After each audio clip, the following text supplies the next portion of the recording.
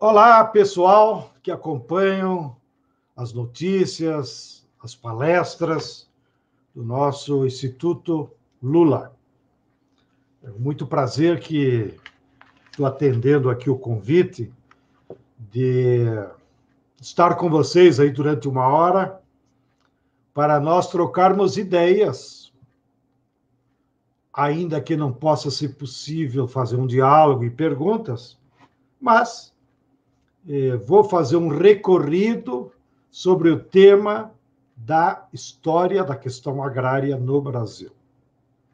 E, evidentemente, que numa hora não se pode aprofundar. Então, o meu papel aqui vai ser fazer um recorrido, pontuando algumas questões, tentando com isso motivá-los a que vocês depois leiam, se aprofundem, e, eventualmente, se quiserem fazer alguma pergunta, escrevam aí para o Instituto, que certamente eles têm como me repassar e, com o maior prazer, no que for possível, responderei. E também vou disponibilizar aí para o Instituto uma cartilha sobre a questão agrária brasileira, que nós organizamos para os cursos lá na Escola Nacional Florestan Fernandes.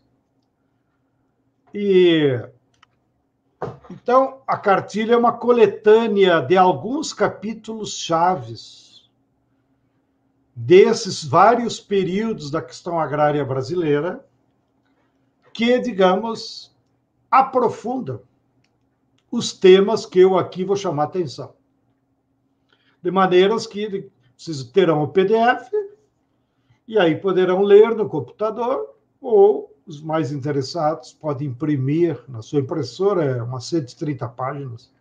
Ou também, na pior das hipóteses, escrevam lá para a Escola Nacional Florestan Fernandes e, eventualmente, eles podem depois mandar por correio um exemplar impresso.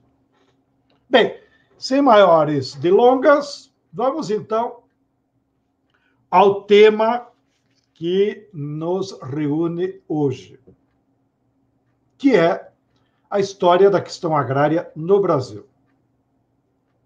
O primeiro tópico que eu queria repassar com vocês é o conceito de questão agrária. E por que é importante nós partirmos do conceito? Porque, em geral, na sociedade brasileira, há uma confusão total sobre o significado de questão agrária. Essa confusão está presente nas ruas. Imaginar se nós fôssemos lá fazer uma enquete e perguntar para a população o que você acha que é questão agrária. Vai aparecer tudo quanto é resposta. Esse problema do sem terra, é quando tem conflito na terra, é a reforma agrária, é qualquer coisa. Porém, anotem, se você fizer essa mesma pergunta para estudantes na universidade, vai ter as mesmas confusões. E me atrevo a dizer, se fizerem a mesma pergunta para professores universitários, também encontraremos muitas confusões.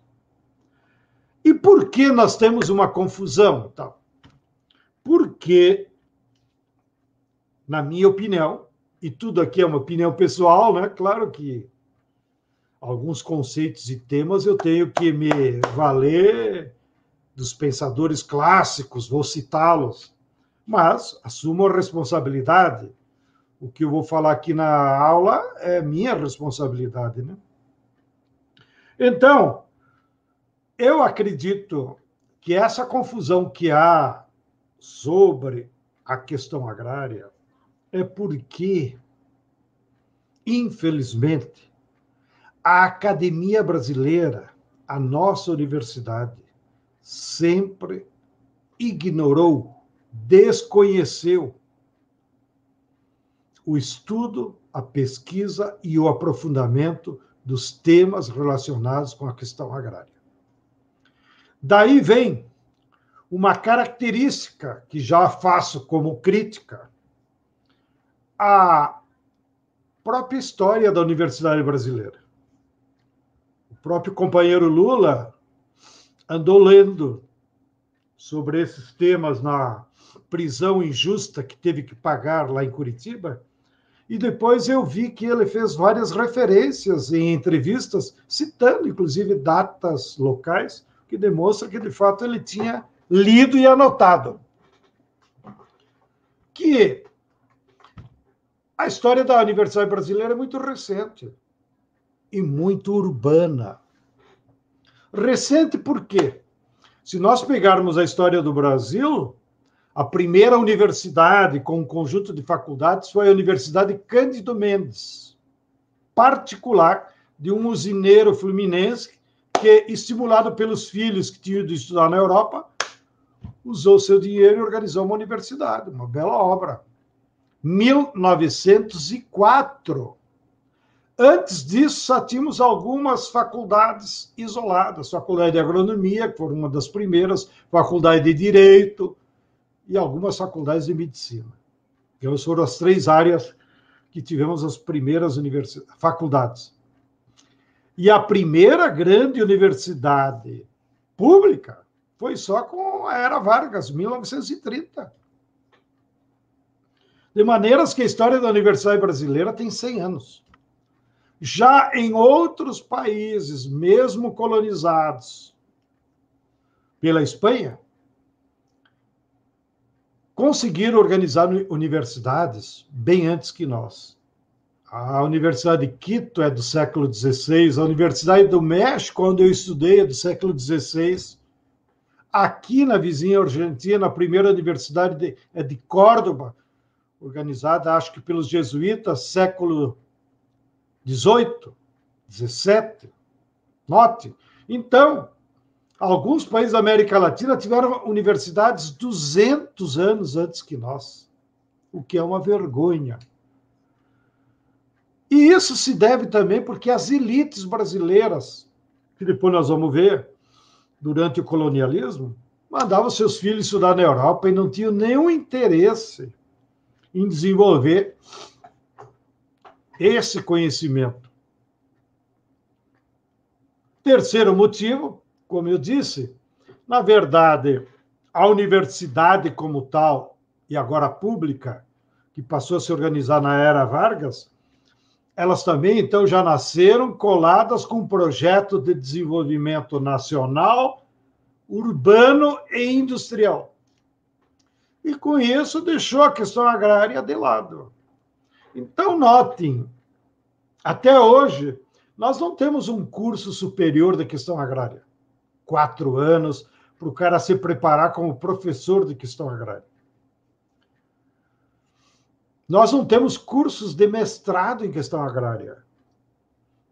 Recém, há 5, 6 anos atrás, nós dos movimentos do campo, junto com a Unesco e a Unesp, aqui de São Paulo, organizamos o primeiro mestrado em questão agrária, que agora está funcionando dentro da Unesp, colado, acho, ao Departamento de Geografia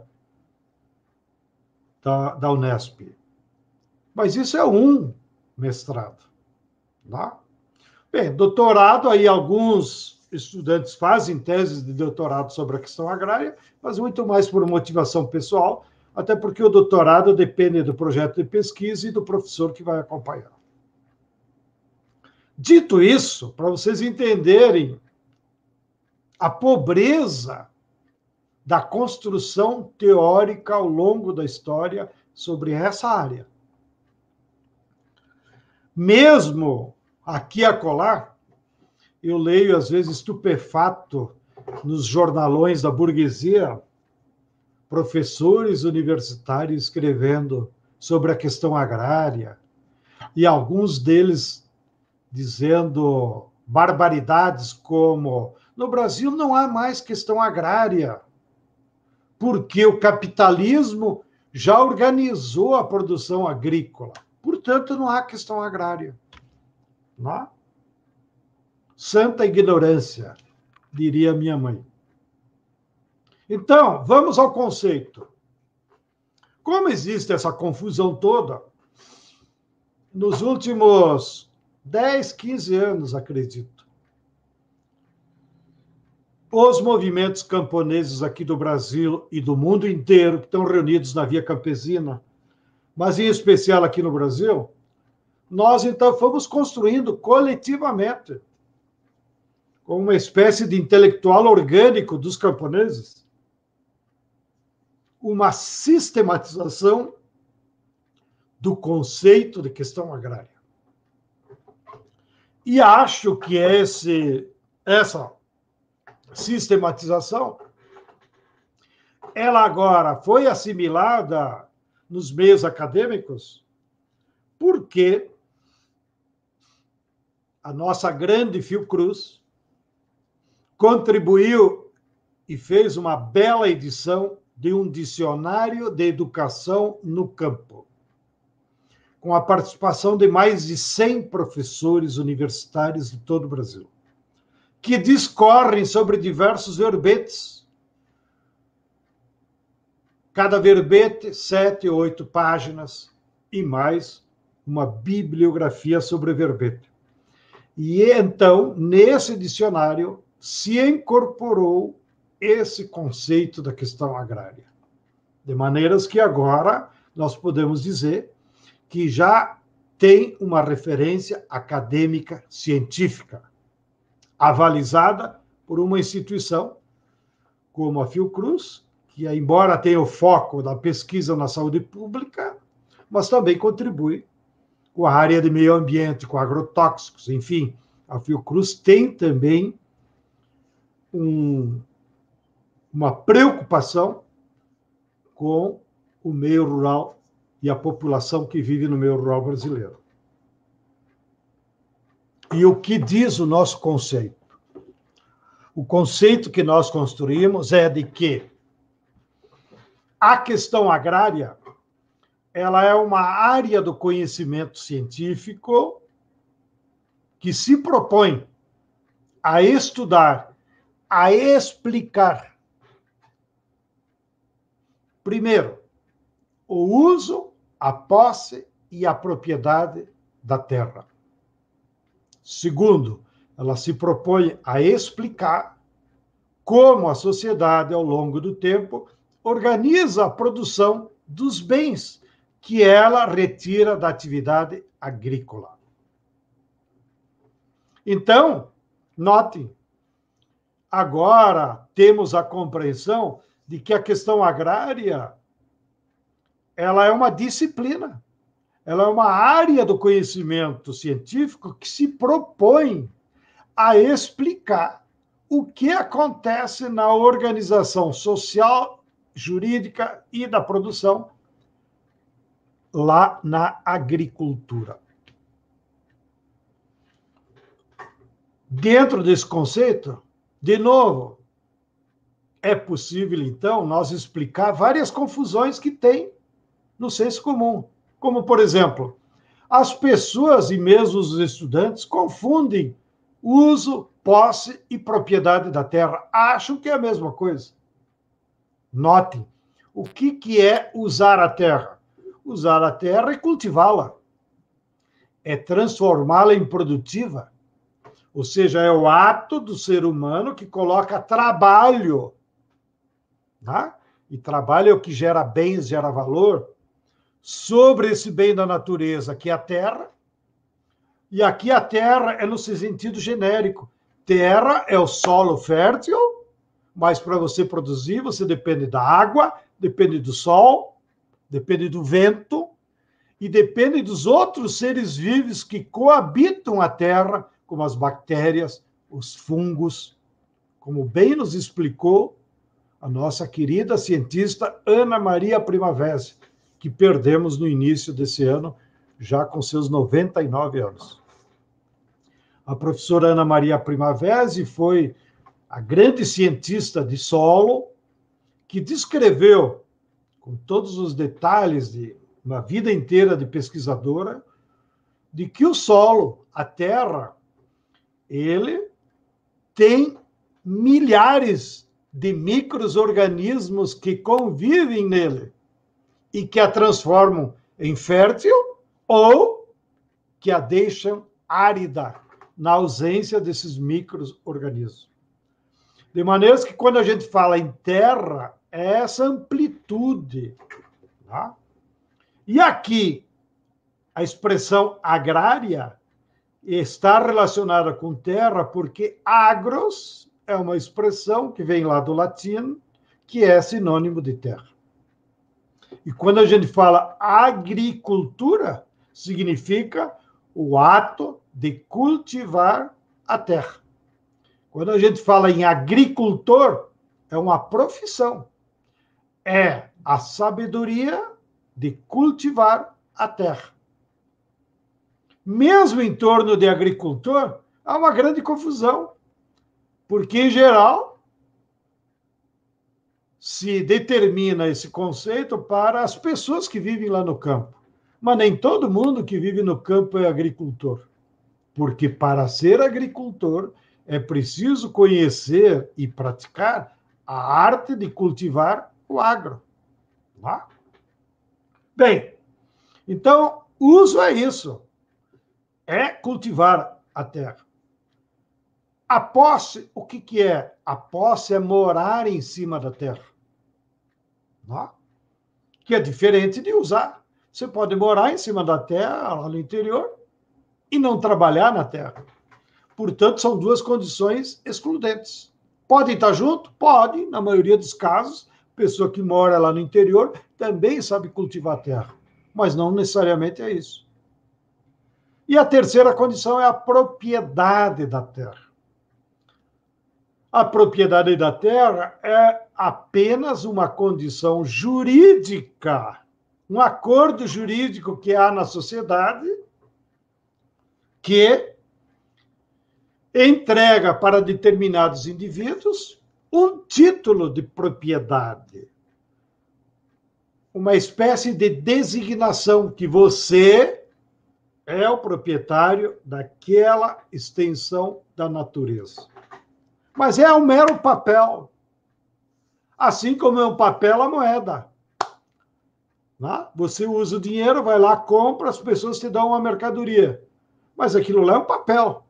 No entanto, ele tem um carimbo do Ministério da Fazenda e tem uma assinatura do ministro do Banco Central e todo mundo acredita que aquilo tem valor. Assim é o título de propriedade da terra. É apenas uma condição jurídica. Tá? Então, o sujeito pode ter a posse da terra e não ter a propriedade. Ele pode cultivar a terra e não ter a propriedade. Tá? Milhares de trabalhadores no Brasil são assalariados. Portanto, são agricultores, sabem cultivar a terra, cultivam a terra, mas não têm a propriedade da terra. O segundo objeto de pesquisa da questão agrária é como a sociedade organiza a produção dos bens que ela retira lá da agricultura. Entre esses bens, o principal e fundamental são os alimentos. Os alimentos são a energia necessária que nós, seres humanos, precisamos para reproduzir a nossa existência. Tá? E daí vem, inclusive, para quem não conhece, segundo a filosofia, a expressão seres humanos. Humanos vem de humus, que significa que nós, seres humanos, precisamos de terra fértil, terra com humus. Para que essa terra fértil? Para produzir a energia saudável necessária que o nosso organismo precisa para sobreviver. Note, então, até no nosso nome genérico, ser humano, está presente essa concepção filosófica de que nós interagimos todo santo dia com a terra, com a natureza, ao nos alimentarmos.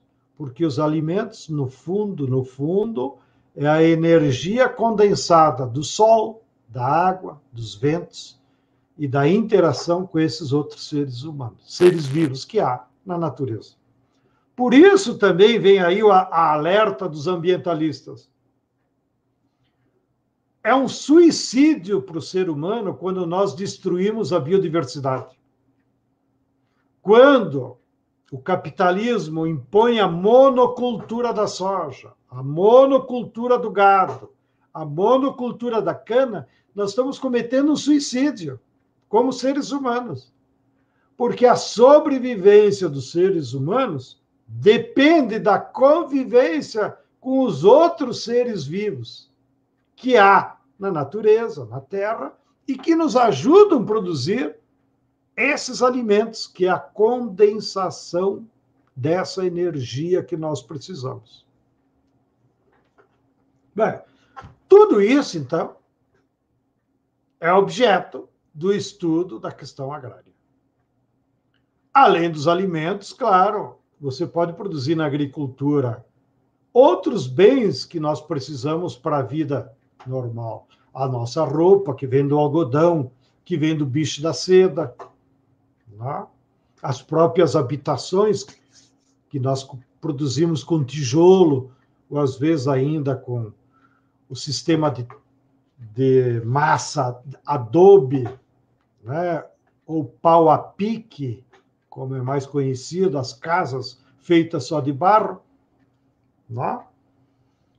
E a própria energia elétrica é um aproveitamento da água que existe na natureza.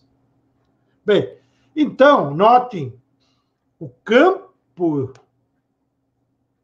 que essa disciplina atua é muito amplo. E ela, por ser uma disciplina que procura explicar questões tão amplas, né? É que ela tem que se apropriar de outras áreas do conhecimento científico, seja da história, porque essas formas de praticar a agricultura, do uso e posse da terra, elas não são estanques, elas são muito dinâmicas, que é o que em seguida nós vamos ver para a história do Brasil. Tá? E precisa recorrer à estatística para ver quais são os fenômenos mais frequentes, precisa recorrer à agronomia para entender a natureza, como é que funciona, né? Enfim, precisa recorrer à sociologia, à filosofia. Então, a riqueza também dessa disciplina questão agrária, porque ela comparte ou se apropria de outras áreas do conhecimento para poder explicar esses dois fenômenos que acabei resumindo no objeto de explicação. Bom, dito isso, que já me alonguei bastante, tá? Sobre o conceito, então, em termos de bibliografia, vocês podem pesquisar no livro Dicionário A Educação no Campo, está lá disponível na página da Fiocruz, tá? Ou também vocês podem conseguir, porque a edição impressa foi feita em parceria com a editora Expressão Popular. Então, podem também comprar o dicionário pela internet, lá na Expressão Popular. Que, em geral, o dicionário até é bom, a gente tem impresso, então corre lá, olha, relê de novo. Eu acho, pessoalmente, que é mais prático do que simplesmente ler na internet, quando você precisa. Bem, dito isso, então agora vamos para a segunda parte, segundo tópico. É como evoluiu a questão agrária no Brasil. Aí, cada autor, pensador, professor, pode fazer a sua periodização da história do Brasil. Eu vou fazer uma aqui, que tenho utilizado nas aulas, em alguns textos, e me parece a mais apropriada para ajudar que os estudantes entendam a evolução da questão agrária. E, evidentemente, há muitas formas da gente analisar ao longo da história do Brasil, né? como evoluiu ao longo do tempo. Um chazinho para alimentar, né, o nosso organismo. Então, primeiro período, nós podemos dizer que foi o que marcou o nosso território, que hoje se chama Brasil. Mas antes da chegada dos europeus, os povos que habitavam o litoral do nosso território chamavam a sua terra de Pindorama, que em Tupi-Guarani quer dizer Terra dos Palmeiras. Então, a maior parte do tempo histórico do nosso território, ele se chamou Pindorama. Tá? E aqui no Pindorama, os registros de antropologia que nós temos confirmam que o continente americano foi o último continente do planeta Terra a ser habitado pelo Homo sapiens. E isso aconteceu de 50 mil anos para trás, quando alguns seres humanos que habitavam lá na Ásia ultrapassaram o Estreito de Bering, caminhando, e então vieram para o nosso continente. Mesmo aqui no Pindorama, os antropólogos encontraram vestígios naquelas cavernas lá do Piauí, que mais ou menos se equiparam a 40, 50 mil anos. Aqui no litoral de São Paulo foi encontrado crânios de pessoas com 13 mil anos medidos. De maneiras que esse é mais ou menos o tempo, até 1500. Nesses 50 mil anos, o modo de produção que predominou para essas populações foi o comunismo primitivo. E os modos de produção que organizam a vida social, eles são determinantes das formas como aparece a questão agrária, ou o que a questão agrária vai explicar. E como era, então, o uso, posse e propriedade da terra no comunismo primitivo, que dominou 50 mil anos? Tudo era coletivo. O uso da terra era coletivo, as famílias, a tribo, o clã, todo mundo ia lá, no meio da natureza, trabalhava para se apropriar, ainda de forma extrativista, dos bens que ela precisava. Como é que era a posse? A posse era nômade. Esses grupos faziam um rodízio na natureza, para dar tempo que a natureza se regenerasse. Como é que era a propriedade da terra? Não havia propriedade da terra. A terra era um bem comum.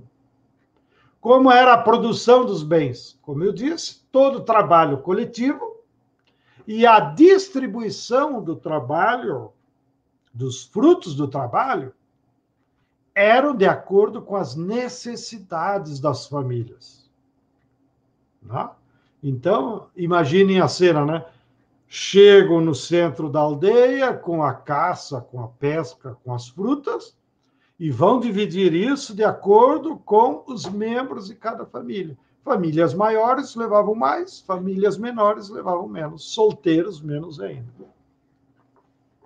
Então, a questão agrária procura explicar como é que era o Pindorama, né? Através do comunismo primitivo. De 1500 a 1850 é o segundo grande período da nossa história. Por que 1500? Porque em 1500 os europeus invadiram o território do Pindorama. E uma das primeiras coisas que eles fizeram foi mudar de nome. Botaram o nome de acordo com a sua leitura cultural. Se eles tivessem sido um pouquinho honestos, deviam ter perguntado: como é que vocês chamam aqui o lugar de vocês? Assim como os espanhóis fizeram com o México, perguntaram lá para os astecas: como é que vocês chamam aqui a cidade de vocês? Chamamos de capital dos mexicas. Tá bom, então virou México. Agora, aqui no Brasil, Eles nos impuseram até o nome. Então, viramos Brasil. Mas o principal que nós temos que entender, que de 1500 a 1850, o nosso território, então, foi invadido por um novo modo de produção, o capitalismo mercantil. Antes, já estava esquecendo, recomendo também como livro Darcy Ribeiro, O Povo Brasileiro. Esse livro aqui fala da formação do nosso povo, tanto antes de 1500 como depois. Fecho parênteses. Então, voltando, de 1500 a 1850, nós fomos invadidos pelo capitalismo mercantil europeu. Nós só fomos invadidos porque lá na Europa já estava funcionando o capitalismo mercantil. Como diz o nome, a acumulação de capital, a acumulação de dinheiro se dá através das mercadorias, ou seja, se dá através dos bens que são levados no mercado. E lá no mercado, uma classe social dos comerciantes, que depois recebeu o apelido de burguesia, ao comprar e vender essas mercadorias, ele vai enriquecendo. Daí que a primeira origem dos capitalistas no mundo foram os capitalistas comerciantes. Então, esses capitalistas comerciantes foram os que financiaram os navegadores. Pedro Álvares Cabral, Cristóvão Colombo, Vasco da Gama, eram navegadores, eram marinheiros, se quiserem. Mas a construção da nau, a construção dos navios, e quem que pagava o investimento para vir aqui foram a burguesia comerciante. Por que que eles queriam? Eles queriam levar as mercadorias daqui para a Europa. No entanto, quando eles chegaram aqui, não encontraram mercadorias, porque o povo que vivia aqui vivia no comunismo primitivo. E no comunismo primitivo não tem mercadoria, não tem acúmulo, não tem depósito, não tem estoque. Tá? Bem, então vou resumir, porque aqui é a questão agrária. Naqueles 350 anos, o capitalismo mercantil europeu nos impôs uma nova forma de produção agrícola e de organização do território. Então, vieram para o nosso território, ex-Pindorama, agora Brasil,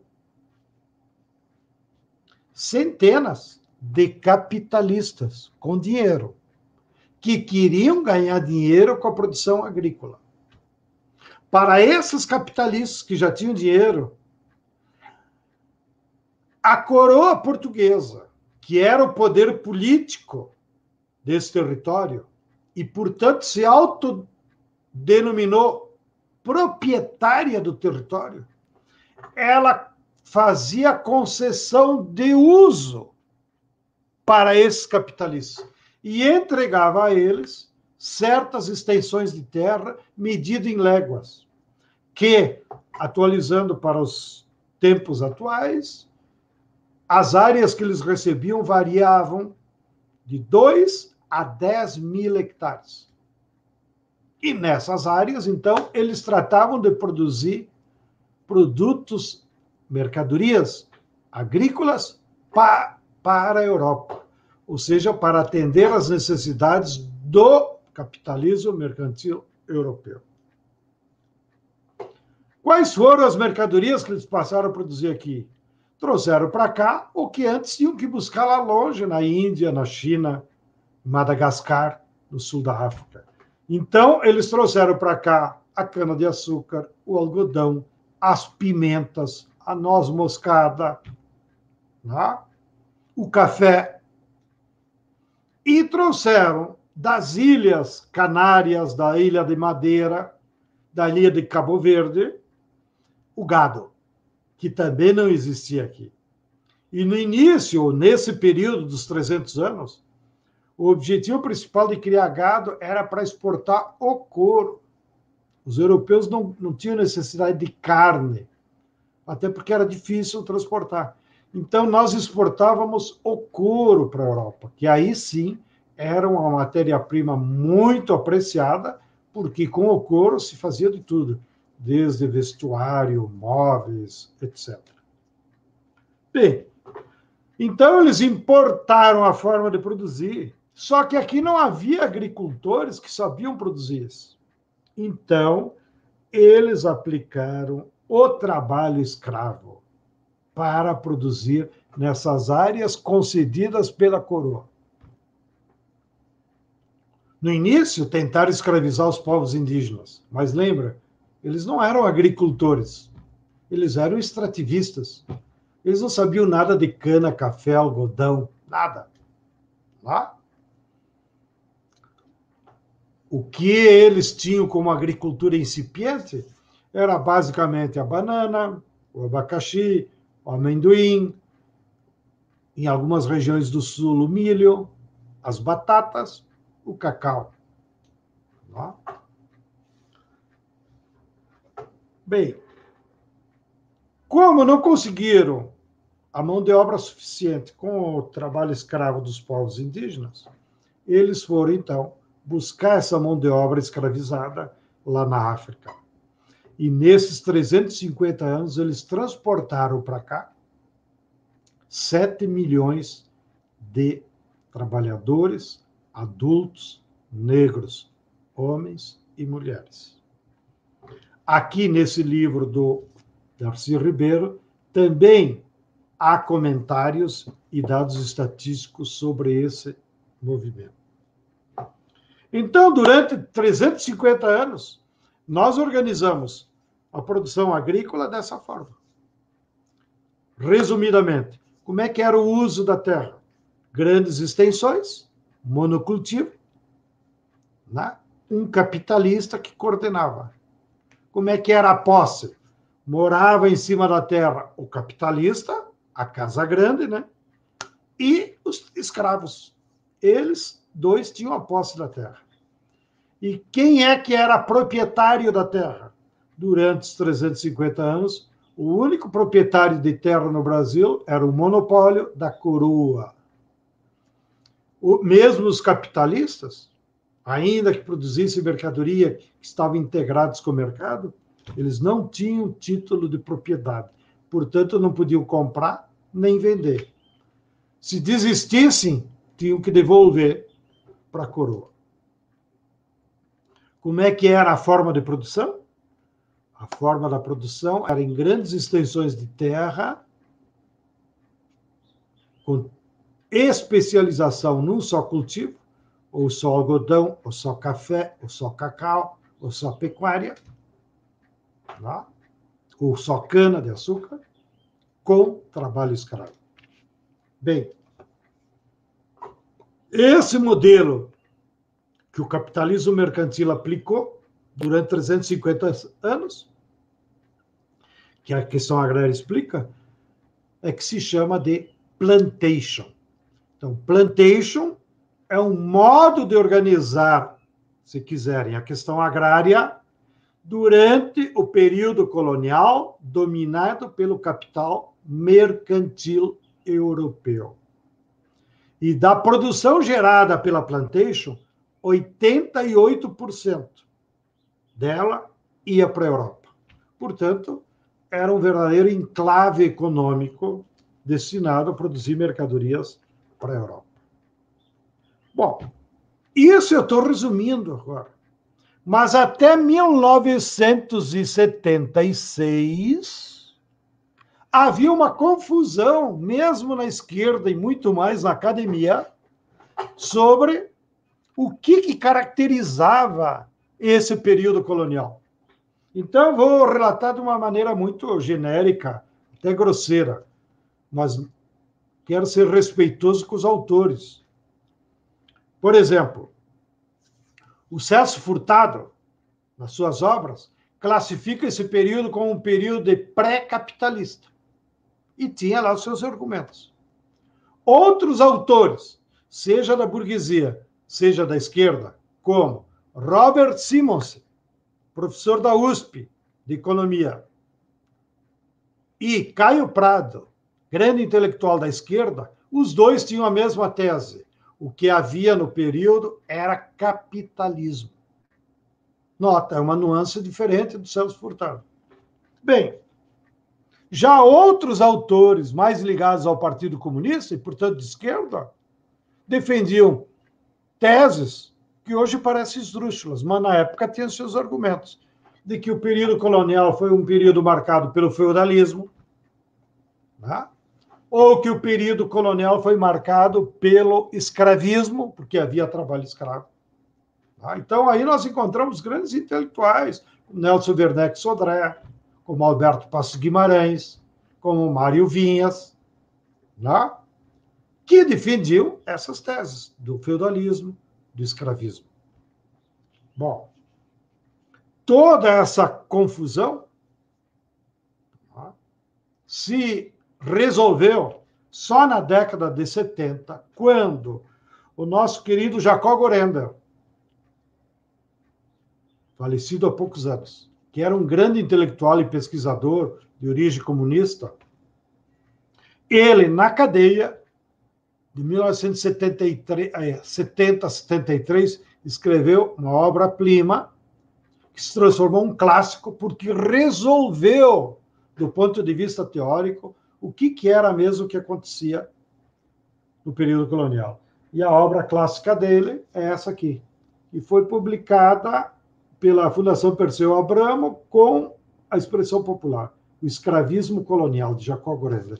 Aqui, olha, é uma obra gigante, 600 páginas. Está descrito a natureza da plantation e como ela, no período colonial, combina escravidão com capitalismo mercantil. Sigo. Agora, mais rápido, né? Acabei gastando mais tempo com o conceito e com o período histórico, porque é menos acessível. Depois, o mais recente, aí é o que é contemporâneo, é mais fácil vocês encontrarem. O terceiro período histórico, vamos dizer, foi de 1850 a 1930. 80 anos. É um longo período de crise do modo de organizar a produção agrícola, posse e uso da terra, e de transição para um novo sistema. Sempre foi assim. Então, foram 80 anos de crise. Crise por quê? Primeiro, porque o tráfico negreiro foi proibido, né? Em 1850, pelo Império Inglês. Segundo, aqui no Brasil, as fugas e os quilombos se multiplicaram, né? Então, isso gerava crise. Imagina, uma fazenda com 200 escravos, sem forja, desorganiza toda a produção agrícola. Né? Terceiro, porque lá na Europa, agora, eles já estavam no capitalismo industrial, trabalho assalariado, patrão. Não cabia mais o trabalho escravo. E o próprio Império Inglês, quando pressionava as colônias para abandonar o trabalho escravo, não era por humanismo. O Império Inglês nunca foi humanista, foi um dos mais perversos. Mas é porque eles justificavam que era mais barato para o capitalista ter trabalhador assalariado do que como escravo. Há um filme clássico sobre isso, dois, aliás, vou citar para vocês ir atrás. Queimada, né? Com Marlon Brando, jovem, bonito, né? Que é sobre a experiência da plantation numa ilha do Caribe e como os ingleses apoiam os trabalhadores escravos para eles se libertarem do português. Lá era uma colônia portuguesa. Porém, quando eles se libertam, eles não dão autonomia para os escravos. Eles transformam eles em trabalho assalariado. Porque o inglês dizia que era mais barato do que sustentar a vida inteira um escravo. O outro filme é Indochina, que daí analisa a plantation lá nas colônias francesas do Sudeste Asiático. Então, o filme sempre é bom para a gente memorizar. Também, mais moderno, se vocês querem saber como é que era a vida dentro de uma plantation, vejam o filme, que a maioria já deve ter visto, Django Livre, sobre a plantation no sul dos Estados Unidos. Com a vantagem que nesse filme os escravos vencem, ou pelo menos o herói de escravo vence. Tá? Bom, e claro, tem muita violência que é próprio do diretor Tarantino, que gosta de muita violência, mas eu acho que ele é fiel com a história. Bom, nesses 80 anos de crise, então, o trabalho escravo vai se desmoronando. Lembre-se também aqui no nosso continente, 1804, aconteceu a primeira revolução vitoriosa dos trabalhadores escravos no Haiti. Olhe, 50 anos antes. Então, a burguesia, as elites brasileiras já estavam se preparando para o fim da escravidão. E Dom Pedro II, que era muito sabido do ponto de vista deles, edita, então, a Lei 601, que é a primeira lei de terras. Essa Lei 601 introduz na sociedade brasileira a propriedade privada da terra. E por isso que é um marco. Antes de 1850 não havia propriedade da terra, agora tem. Depois, seguindo a história da crise e transição, 1888, fim da escravidão do ponto de vista legal, ainda que o Darcy Ribeiro diz que mais da metade dos trabalhadores escravos já tinham fugido ou conquistado a alforria quando veio a lei. Então, a lei praticamente legalizou uma coisa que já era insustentável. E, para substituir a mão de obra escrava, então, esse mesmo Dom Pedro II, já 1875 em diante, eu ainda tinha trabalho escravo, mas ele já foi lá na Europa fazer propaganda e prometer, então, terra para camponeses pobres europeus. Foi assim que o meu avô veio e mais 3.600.000 camponeses da Europa, com a promessa de terra. E como já havia a lei de terras que garantia propriedade privada da terra, de fato, a maioria desses camponeses recebeu um lote de terra do governo, porém teve que pagar. Por quê? Como parte da lei de terras, para evitar que o trabalhador escravo virasse camponês, eles impuseram uma condição: só podia ser proprietário de terra quem pagasse, quem comprasse. E, obviamente, que os trabalhadores escravos estavam literalmente pelados, nem calçado tinham o direito de usar.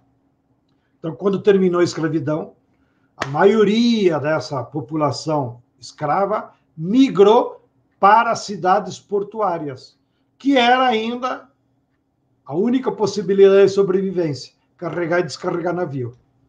E essa é a origem de por que todas as cidades portuárias do Brasil são majoritariamente negras. Rio Grande, na minha terra, né? Pelotas também, que era um porto fluvial, né? Subindo mais aqui Santos, em São Paulo, depois Rio de Janeiro, depois São Mateus, no Espírito Santo, era o porto da época, até hoje cidade negra, Ilhéus, no sul da Bahia, até hoje majoritariamente negra, depois Salvador, depois Recife, depois São Luís. Todas cidades negras brasileiras. Também, do ponto de vista urbano, importante, essa lei de terra que proibia o cara ser proprietário se não comprasse, é ela a mãe da favela. Porque essa população negra, quando foi para a cidade expulsa, ainda que liberta, sem eira e nem beira, sem nenhuma recompensação econômica, chega na cidade para trabalhar, né? Vai construir a sua casinha, saber construir, eles sabiam, que já faziam isso lá no interior. Qual é o lugar que sobrou para eles construir casa? Se eles chegassem num lugar bonito, começavam a construir sua casa, chegava um capitalista e dizia: não, essa terra é minha, está aqui o papel, eu já comprei da coroa. Portanto, sobrou para os trabalhadores negros, ex-escravos, construir suas casas aonde nenhum capitalista se atreveu a comprar. Ou seja, mangue, daí nasceu as palafitas, as encostas de morro. Né? Daí as favelas está tudo em morro. Né? Porque lá o capitalista não quis comprar. Ele preferia as planícies, os lugares mais próximos do centro da cidade, digamos assim. Então, a Lei de Terras 601 é também a mãe, a origem das favelas no Brasil.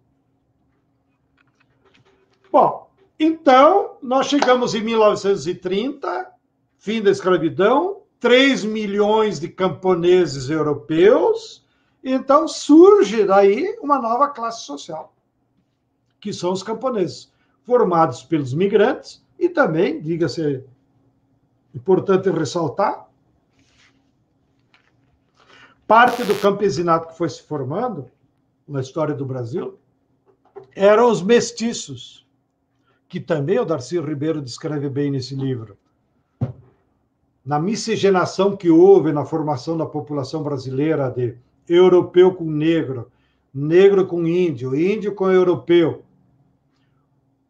essa nova geração não podia ser escravizada, porque não era comprada e vendida como eram os trabalhadores da África. Então, esses mestiços, vamos dizer assim, para sobreviver, eles tinham que entrar sertão adentro, porque a maior parte da plantation, como era para exportação, estava no litoral do Brasil. Então, esses mestiços iam entrando sertão adentro, nas terras públicas, onde nenhum capitalista tinha interesse, e lá, na forma de poceiro, reproduziu uma vida de camponês. Ou seja, primeiro produziu os alimentos para a subsistência da sua família, e o excedente eles vendiam no mercado. E aí também esse camponês mestiço, ao longo da história do Brasil, foi o que organizou as feiras, que estava no imaginário lá da Europa, que os europeus tinham trazido, mas que é também a forma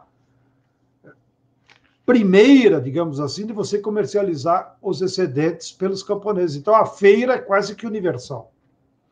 E é por isso que a feira, até hoje, é um traço cultural do interior do Brasil e, sobretudo, do Nordeste, porque foi aí onde se multiplicaram o maior número desse camponês mestiço. Ele criou a feira. Então, sábado e domingo, levava o seu excedente na feira, vendia, trocava, comprava o que precisava, e assim sucessivamente. Quarto período, 1930 até 1990. Ou 1980, se quisermos. Aqueles 50 anos foi os 50 anos de predomínio do capitalismo industrial, a chamada Era Vargas. Foi aí que se introduziu a indústria no Brasil, e ela veio de fora, de novo, igual o capitalismo mercantil. As grandes fábricas vieram de capital estrangeiro. Não? E o Brasil rapidamente passou de uma economia agrícola, agroexportadora, até escravocrata, né, para uma economia industrial com trabalho assalariado. E isso levou a uma rápida industrialização do Brasil. Em 1930, 80% da população morava no interior. Quando chegamos em 1980, inverteu. 80% da população morava na cidade. Então, note, o Brasil foi o país que se urbanizou na história da civilização humana mais rápido. Em 50 anos, portanto, 1, 2 gerações, nós invertemos o local de moradia. Não? A maioria das pessoas no Brasil moram não aonde nasceram. Não? Isso é uma característica do nosso modo de produção industrial. Bem, e nesses 50, 60 anos, o que aconteceu lá no campo? Bom, então, lá no campo, agora se consolidou o modo de produção capitalista industrial, Portanto, a forma de produção capitalista mais clara toma conta da agricultura. Aqueles senhores escravocratas que só tinham concessão de uso, agora se transformaram em latifundiários, ou seja, grandes proprietários de terra. Os que tinham trabalho escravo, agora substituíram. No café de São Paulo, substituíram pelos camponeses, no sistema de colonato. E os outros substituíram pela mão de obra assalariada. Porém, contudo, também vai se multiplicando ao longo desses 60 anos o campesinato. E qual era a função do campesinato nesse período de domínio do capital industrial? A função do campesinato era contribuir para a acumulação de capital na indústria. Não? Então, em primeiro lugar, eram os camponeses que forneciam mão de obra barata para a indústria, para a cidade. Todas as famílias camponesas ficavam 2, 3 em casa com o pai e os mais velhos iam para frente, iam virar operário na cidade. Pode ir em qualquer indústria aqui no Brasil, faça assembleia, eu já fiz esse teste aí em São Bernardo e pergunto, quem de vocês veio do interior? Todo mundo levanta a mão. Tá? Ou seja, é uma geração, é a primeira geração de operários vindo do interior. E lá no interior é a mesma coisa. Estou cansado de fazer assembleia em acampamento e perguntar, quem de vocês tem parente operário na cidade? Todo mundo levanta a mão. Porque na família tinha que se dividir. Tá? Como não houve um processo de democratização de terra, os filhos não puderam se reproduzir como camponeses. Tiveram que ir para a cidade, porque a terra era pouca. Então, essa é a primeira função, fornecer mão de obra barata para a indústria. Segunda função, produzir alimentos baratos para alimentar esses operários. É fácil de entender. Lá, na equação da taxa de lucro da fábrica ou do comércio, quanto mais baixo o salário, mais alto o lucro. E para aquele capitalista pagar baixo salário, era preciso que o governo deles, no caso Vargas, garantisse cesta básica de alimentos a baixo custo. E foi isso que os camponeses fizeram.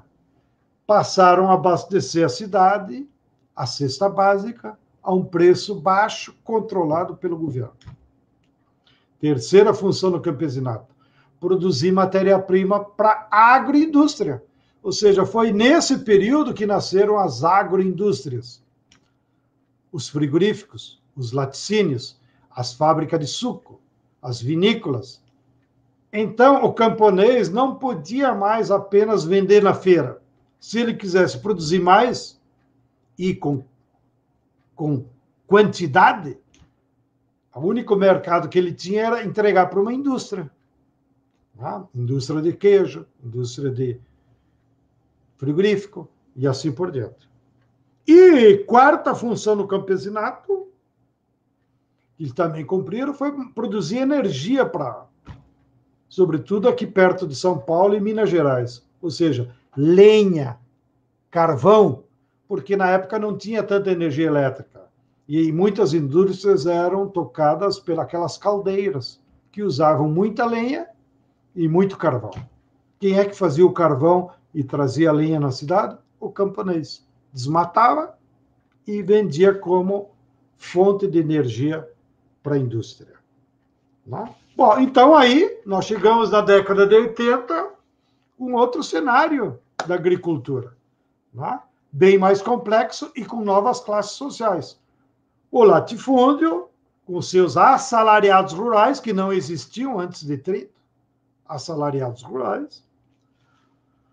Surgiu também uma pequena burguesia que foi acumulando na agricultura, digamos, os que têm hoje entre 100 e 500 hectares. E o campesinato, que foi se reproduzindo nessa lógica de integração com a indústria. Essa foi a nova composição na agricultura. Na década de 80, houve uma crise que vai até 90. Aí a crise foi um tempo menor, até porque o capital é mais veloz, né? Então nós tivemos uma crise de 10 anos, que afetou toda a agricultura e afetou a questão agrária. Foi a chamada década perdida. A economia não cresceu, houve muito desemprego, muita fome, né? Parou de vir imigração para a cidade porque não tinha emprego. E isso gera as condições para que, em 1990, mais ou menos, né, tendo como referência, vamos dizer, o governo Collor e depois Fernando Henrique, até os dias de hoje, aí não é referência governamental, é um período histórico. Então, nos últimos 30 anos, há, então, um novo período da história da questão agrária brasileira, que é um período, então, agora dominado pelo capital financeiro e por grandes corporações transnacionais que vão lá dominar a agricultura. Como é que essas grandes empresas, e olha, até esses dias eu estava revisando aí uma tabela com os nossos companheiros do Instituto Tricontinental, 50 empresas dominam hoje a agricultura. 50 empresas dominam a agricultura brasileira. E como é que elas dominam? Dominam fornecendo os insumos, que antes era produzido na própria fazenda, agora não. Fertilizantes, agrotóxicos, né? Ureia, calcário. Dominam fornecendo as máquinas. 3, 4 fábricas de máquina, tudo multinacional. Massey Ferguson, New Holland, Fiat, é que fornece as máquinas agrícolas, cada vez maiores. Né? São elas que fornecem também, adiantam como crédito para amarrar a produção.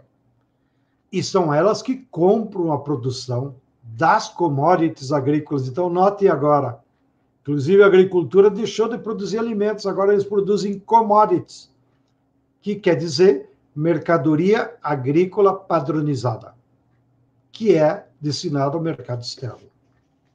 Então, essas 50 empresas, olha como concentrou, dominam a agricultura brasileira.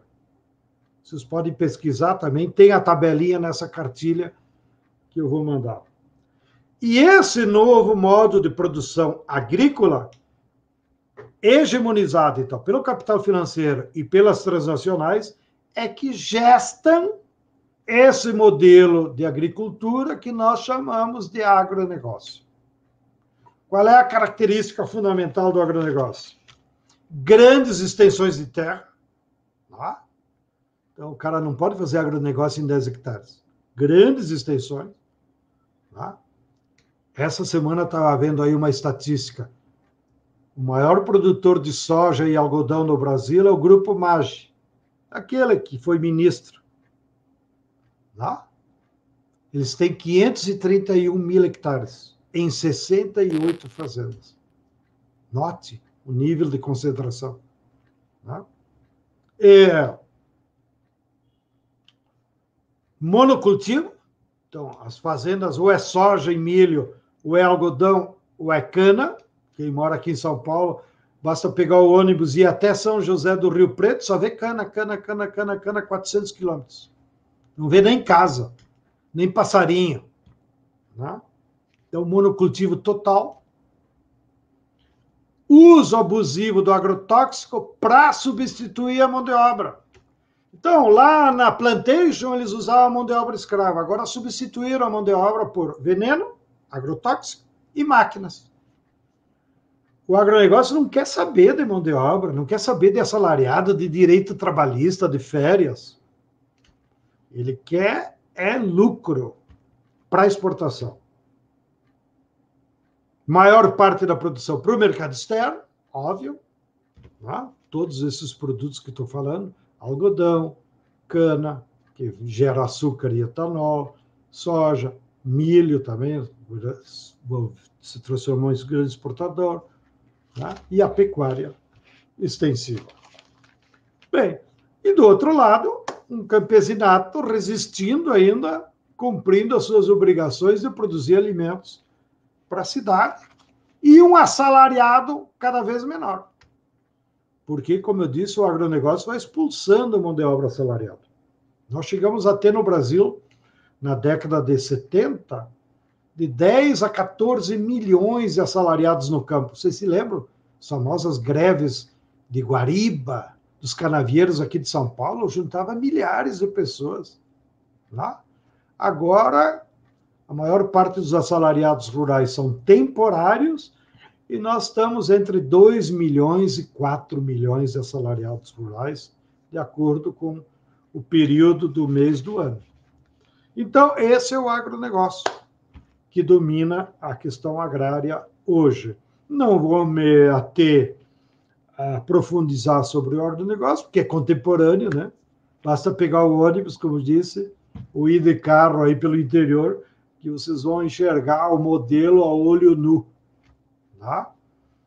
Mas, em todo caso, como aqui é um espaço de aula, de estudo, então, finalmente, queria recomendar para vocês essa coleção que eu organizei lá na Expressão Popular, A Questão Agrária no Brasil.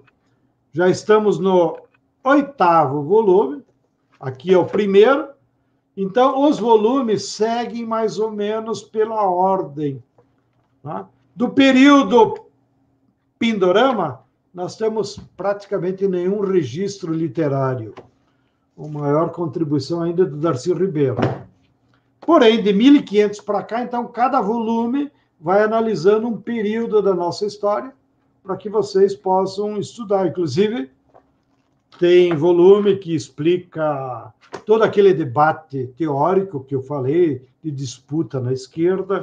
Tem um volume que eu organizei só sobre os projetos de reforma agrária que já foram apresentados e debatidos no Brasil. Né? Enfim, nesses 8 volumes, para quem quiser se especializar, aí tem uma fonte, vocês podem entrar lá pela internet, a Expressão Popular vende pela internet para vocês. Companheirada, agradeço imensamente a atenção de vocês. Tínhamos combinado 1 hora, acho que passou um pouquinho de 1 hora, 1h07, né? Espero ter sido útil, pelo menos na intenção de provocá-los a nós superarmos aquela ignorância histórica que há, inclusive, nas melhores universidades como a USP, que não estudam a questão agrária. Infelizmente. Se nota uma que outra disciplina num curso de geografia, num curso de agronomia, mas, infelizmente, a Universidade Brasileira está em dívida com o povo brasileiro e com o conhecimento científico.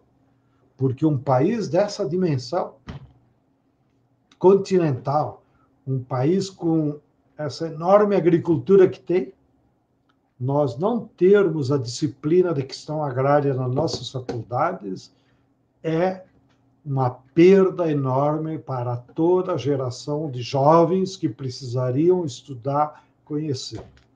Menos mal que já temos alguns livros, então vamos apelar para os livros para podermos nos aperfeiçoar e estudar. Um grande abraço a cada um de vocês e até a próxima. Continuem sempre ligados no Instituto Lula, que, tenho entendido, eles vão trazer outros professores, outras disciplinas, outros temas, como forma de contribuir com a formação da militância do povo brasileiro. Até mais!